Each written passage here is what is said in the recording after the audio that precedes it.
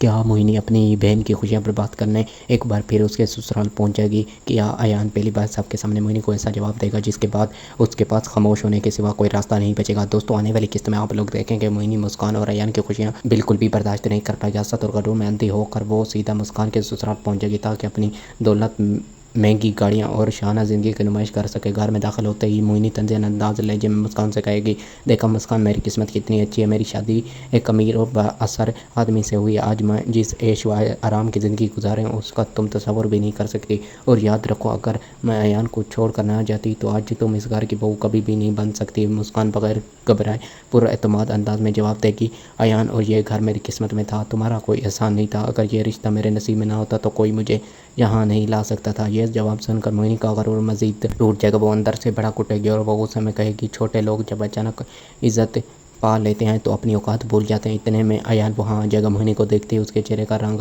بدل جائے گا، وہ خاموشی سے مسکان کو لے کر کمرے میں چلا جائے گا اور کہے گا کہ مجھے سمجھ نہیں آتی یہ لڑکی بار بار ہماری زندگی میں کیوں آ جاتی ہے، میں اس کا چہرہ دیکھنا پسند نہیں کرتا۔ مسکان ہلکی سی مسکراہٹ کے ساتھ کہے گی، اس وقت کسی سے پریشان ہوتا ہے جب اس کے دل میں کوئی جگہ باقی ہو، شاید آپ کے دل میں آج بھی موہنی کی یاد موجود ہے۔ ایان فوراً جواب دے گا، نہیں مسکان، میرے دل میں اس کے لیے محبت نہیں، صرف اس کے دیے ہوئے زخم باقی ہیں۔ میں نے اس سے بے حد محبت کی تھی لیکن اس نے مجھے دھوکے کے سوا کچھ نہیں دیا۔ اب میری زندگی میں اگر کسی کی جگہ ہے تو وہ صرف تم ہو۔ یہ الفاظ سن کر مسکان کی آنکھوں میں خوشی کے آنسو آ جائیں گے، جبکہ پہلی بار دونوں کے درمیان محبت بہت زیادہ مضبوط ہو جائے گی۔ دوسری طرف سے کہانی میں ایک نیا موڑ آئے گا۔ زرون کے والد بیرون ملک سے پاکستان واپس آ جائیں گے۔ جب انہیں معلوم ہوگا کہ زرون نے اپنی مرضی سے موہنی سے شادی کر لی تو وہ اپنے خاندان سے الگ ایک چھوٹے سے فلیٹ میں رہ رہا ہے تو وہ شدید غصے میں اس کے پاس پہنچ جائے گا۔ وہ زرون سے کہے گا کہ تم نے ہماری عزت خاک میں ملا دی، اتنے بڑے خاندان کا وارث ہو کر تم نے ایسا فیصلہ کر لیا، اگر دوبارہ اپنی پریشانی، شان و شوکت کا کاروبار ہمارے نام چاہتے ہو تو فوراً اس لڑکے کو چھوڑ دو۔ یہ بات سنتے موہنی کے چہرے کا رنگ اڑ جائے گا، وہ فوراً اپنے سسرال کے قدموں میں بیٹھ کر معافیاں مانگنا شروع کر دے، مجھے ایک موقع دے، میں آپ کو کبھی شکایت کا موقع نہیں دوں گی، کیونکہ وہ جانتی ہے